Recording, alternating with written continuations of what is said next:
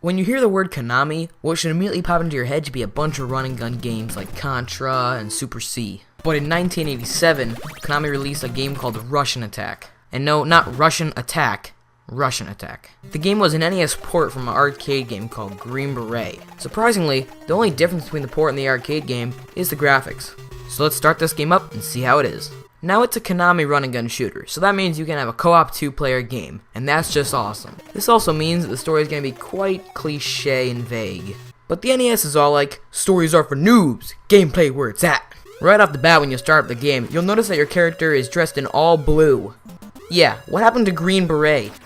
Also right off the bat, you'll notice that to jump, you don't press A like any other game like Mario, you press up.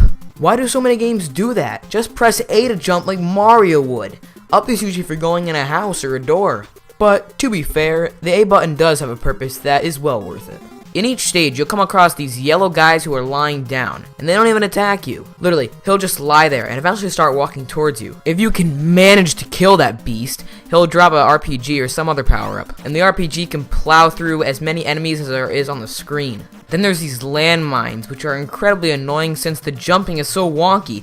If you just press up, you'll shoot straight up. You have to run and then press up. Oh, yeah, and again, it's a Konami game, so if one person touches you, you're dead. In the second level, you're behind the fence of a giant airfield. In almost every level, a new enemy is introduced. And in level 2, there's guys in watchtowers that shoot down at you with guns. Ha! You may have guns, but I have a blue knife.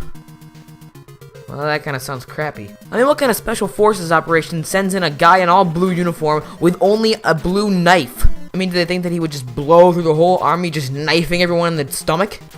You know, because he does. But then again, what army is he going up against that gives none of their soldiers guns? Yeah, we'll just run into him, because, you know, it's a Konami game. Oh yeah, and I forgot to mention, the worst enemy in the game. These stupid red jumping guys. They are horrible. They will get you killed so many times. Even the way you kill them is kind of stupid. Whenever I see them appear on the screen, I use my trigger finger to the fullest effect and just tap that B button like there's no tomorrow. In fact, to be good at this game, you better have a good trigger finger because there's some close calls you're gonna have. Look at this. I got a runner in back of me, a jumper in front of me, and a watchtower guy shooting down at me. Oh, come on. Most of the deaths in this game are from a bunch of guys strangling you at once. You just can't take it all. Oh, now the enemies have guns?